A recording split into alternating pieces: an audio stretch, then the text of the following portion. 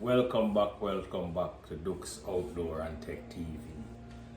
We're the channel here where we keep you informed on your Second Amendment rights in our community, because we know, well, then we have this inhibition as far as fire gun control is concerned in our neighborhood. So, but anyway, so, I took 40 days and 40 nights up in the mountain like Noah.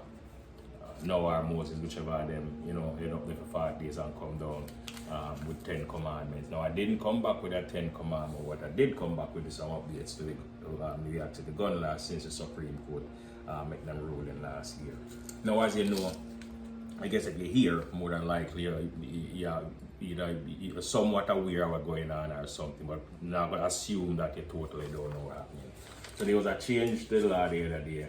So New York City make it somewhat easy, if you will, to acquire a pistol permit in New York where they want to carry or you want it for residency or target shoot. However, in doing so, they changed a lot of other things relating to the law that now had a lot of nuance and things that you have to keep up with in trying to understand where you're legally, where you can legally possess a firearm. All right? So now, one of the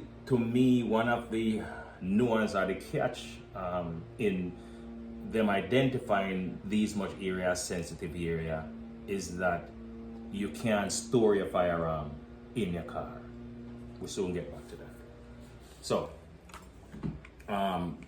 airport, bars and restaurants and that serve alcohol, courthouses, educational institute, emergency shelter, entertainment venue, house of worship, library, yada yada, and so on and so forth. So, for the most part, about 95% agree with most of the places here. To me, it's not really necessary if you want to carry a firearm, go into a nursery, a school, or a nursery, or a preschool, or if you bring it in a federal or state building, or in an educational institute. It's like just why, or an airport. And I wouldn't want so much people to run around either with access to firearm that probably is not proficient in using it, because the law in New York doesn't require that much proficiency. New Jersey law, a lot more proficiency required to get a full carry permit, because you have to shoot left and right, and I think 250 rounds.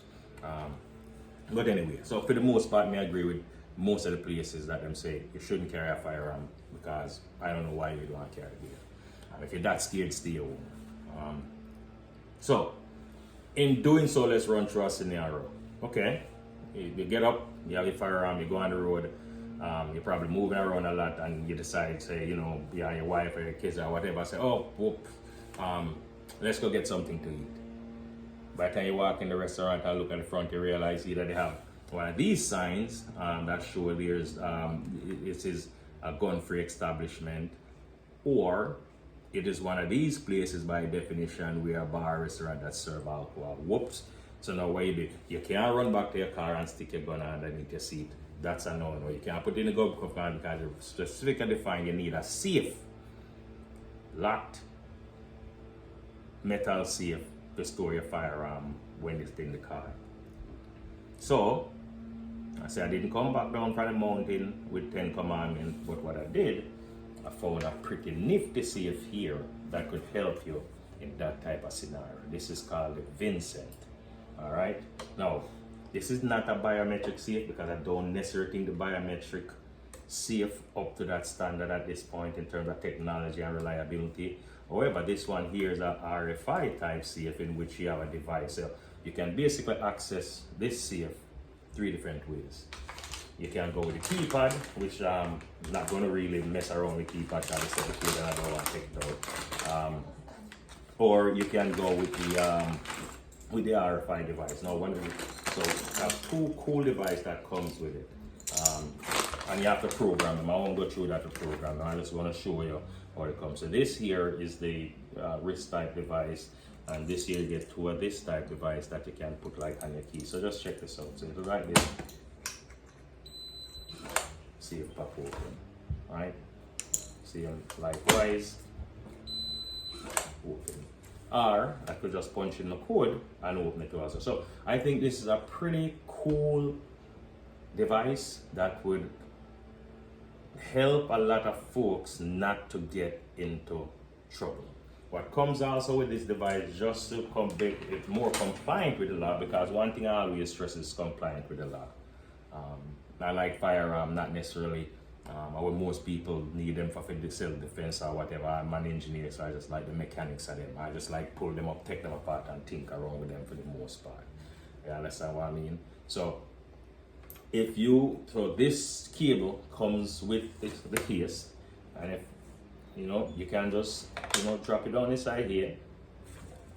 Pick this up so you can see it, and I'll just show you the size in a minute.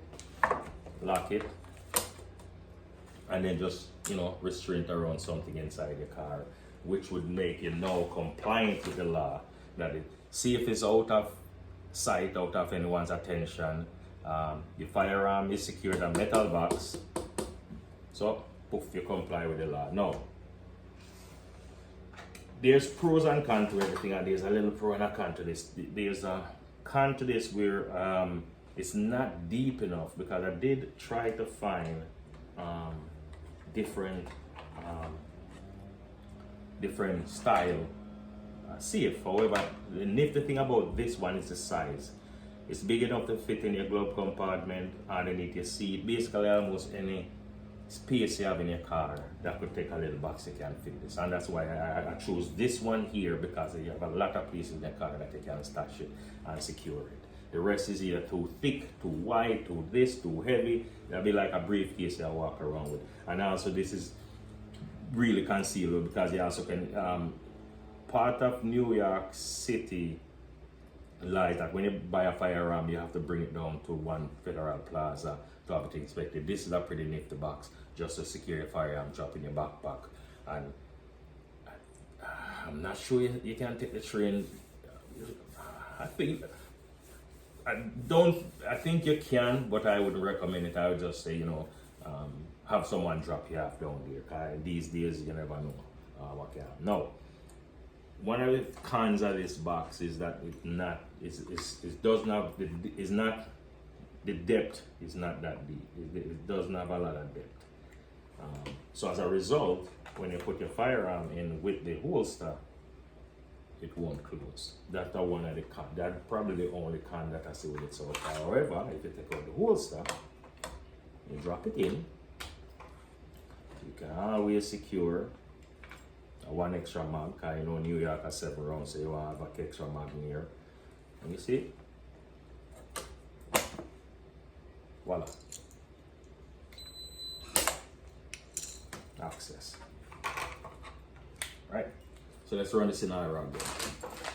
Driving around, you and your wife and your family out for a long day, friends or whatever, you feel like, oh, by the way, let's get something to eat.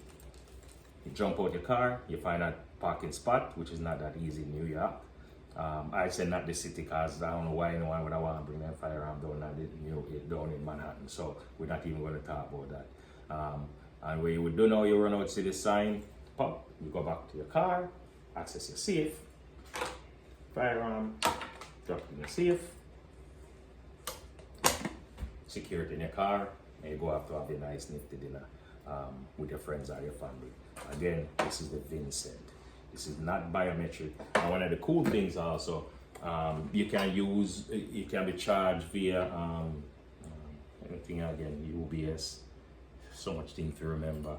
You just plug it in here. So while it's inside the car, or when you take it out in the afternoons, when you leave, when taking out your car, you can plug it in and charge it up. It blink, flashes red when it needs charging. So you don't necessarily have to keep on, or you can select every month, you just plug it in and tap it off. So a really cool safe that I really like, and I would say I would recommend it to anyone. I recommend it for myself. So let me just show it to you. And there's also, it's also lit, so you can see there's a light in it. When you get, if it's dark, the light really helps you to see what's in it. And it's not only just necessarily to keep your firearm. You can say, okay, you're going into a soccer game and you want to secure your wallet. Poop, you drop your wallet in there, or your phone, and you're after your soccer game. Knock yourself out when you're done, your stuff secure. Same as your firearm. Again, what I like about it is the size. with allowed to fit in a lot of places, and also it comes with some screws that you can secure it also in your vehicle, wherever, because it's not necessarily for a vehicle, it can also be for your home, for your office.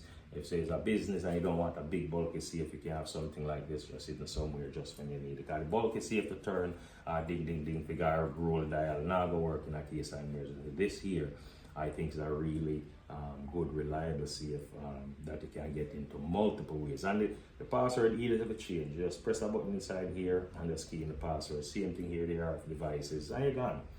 Some people might say, oh yeah, you know, you have TikTok where you can't break into things, but yeah, that is the case. But one thing I know about licensed firearm holder, at least in New York, they are very law-abiding folks. They don't leave their stuff. It's people that basically do the same things almost every day. They're not going to leave the vehicle overnight somewhere where they don't feel it's safe. They're not going to just put carry the firearm somewhere just locked up in a safe for half a day. Because if I'm going somewhere and I knew up front that I'm going to be predisposed for half a day or whole day, I'm going to leave it home. Now, but I even bother with that, to be honest with you. So, again, to each his own. But for me and the folks that I at least try to communicate to, for adhere to the law and, you know, for appreciate your two-way rights, this is one of the things to become compliant and legal. Well, most of what I say never have nothing to do with law, but again, me I tell him he's an engineer, not a lawyer, so you can research it for yourself. So here's even the paperwork that they sent, just to remind you over and over and over about, you know, this is a storage warning, responsible firearm storage is a law in which such a firearm must be stored with a safety lock device or a safe storage depository. Firearms should be stored and locked, unloaded and locked in a location separate from the ammunition. So you also probably can keep two of these, and you have another one that you put your ammunition in, or probably lock your ammunition in your glove compartment or something like that. But at least for the near term, not having someone having access to your firearm, this little safe here, the Wincent, will help with that. Trust me, it will help, because again, you don't want to get in trouble in a New York city, worse, or state with your firearm, because as I know, most of us spend a lot of money, invest a lot of time and such in getting a pistol permit. So you don't necessarily just want to lose it just for foolishness. All right, so stay tuned for the next one coming up. As usual, it's always been a pleasure. Like, share, and subscribe. Send it around so we can spread the word and the community to more people. So, well, then watch this I go on. I need to participate. All right, so until then, Dukes Outdoor and Tech TV. Peace.